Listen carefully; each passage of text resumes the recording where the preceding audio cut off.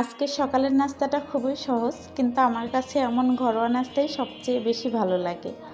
আলসেমি করতে করতে তো ভিডিওই দেওয়া হয় না, তো ভাবলাম আজকে একটা সকালের ব্লগ নিয়ে চলে আসি।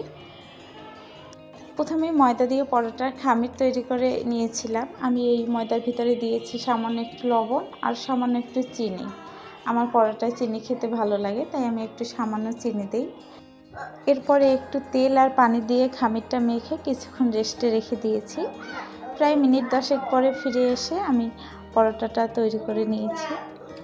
প্রথমে আমি পরোটার জন্য ছোট ছোট করে ডো কেটে নিয়েছি। এরপরে আমি এটাকে সবসময় ঢেকে রাখি, ঢেকে তারপরে আমি একটা একটা করে নিয়ে নিয়ে বেলে নেই। তাহলে দেখা যায় উপরটা শক্ত হয়ে যায় না, পুরো ডোটাই খুব সফট থাকে। আসলে এক একজনের কাজের ধরন এক এক রকম। আপনাদের কাছেও হয়তো নতুন কোনো টিপস ট্রিক্স থাকতে পারে, আপনারা চাইলে অবশ্যই কমেন্টে শেয়ার করতে পারেন। ইনশাল্লাহ ট্রাই করে দেখব কীরকম হয়। তো আমি পরোটাটা বেলে নিচ্ছিলাম। প্রথমেই গোল করে বেলে তারপরে একটু সামান্য সয়াবিন তেল দিয়ে নিয়েছি ভিতরটায়। তারপরে আবার এটাকে 4 ভাঁজ করে নিব। মাঝে মাঝে এরকম করে খাওয়া হয়, আবার মাঝে মাঝে দেখা যায় যে এমনি রুটির মতো বেলে শুধু তেলে ভাজি করে নিই। এরপর আমি এই পরোটাটাকে সুন্দর করে বেলে তাওয়াতে দিয়ে দেব। ব্যাস, এভাবেই আমি একটু একটু করে কাজ আগাচ্ছিলাম। আর ভাবলাম আজকে আপনাদের সাথে শেয়ার করি, যেহেতু একটু সময় পেয়েছিলাম হাতে।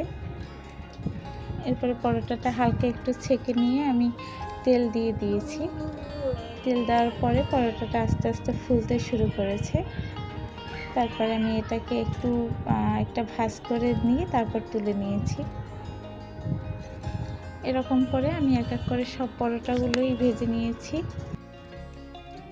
গরম গরম পরোটা তৈরি হতে যে সুন্দর গন্ধ বের হয়, সেটা সত্যিই মন ভালো করে দেয়।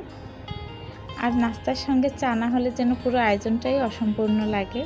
আমি আজকে মশলা চা করে নিয়েছি। পুরো রান্নাঘর জুড়ে তখন চায়ের দারুণ একটা সুবাস বের হচ্ছিল। সব কিছু একসঙ্গে পরিবেশন করার পর দেখতে যেমন সুন্দর লাগছিল, খেতেও তেমনি মজার ছিল। সকালের নাস্তায় কী খেতে ভালো লাগে বা আজকে সকালের নাস্তায় কে কী খেয়েছেন চাইলে কমেন্ট করে জানাতে পারেন। আল্লাহ হাফেজ।